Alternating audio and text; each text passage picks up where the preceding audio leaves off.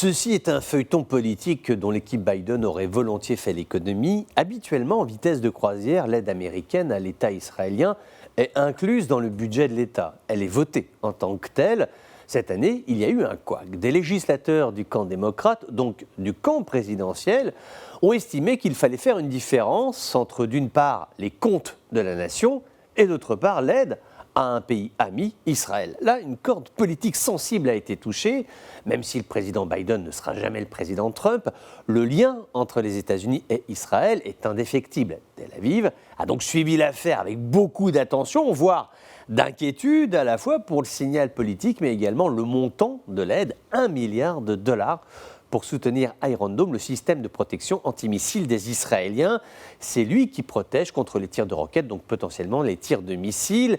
Bien que tout se soit arrangé, le budget a été voté comme d'habitude, l'affaire est close, mais elle révèle la dépendance d'Israël sur le financement américain de sa lutte antimissile. Depuis 2011, les États-Unis ont versé 1,7 milliard de dollars à l'armée israélienne pour aboutir ce projet, et ceci en complément des 3,8 milliards de dollars que les Américains donnent chaque année à Israël. Les sommes engagées sont absolument considérables. Or, côté démocrate, il commence à y avoir des grincements de dents. 2 sondages ont été réalisés cet été. Le premier par le Chicago Council, qui révèle que 50% des Américains pensent qu'il faudrait revoir à la baisse le montant de ces aides financières à Israël.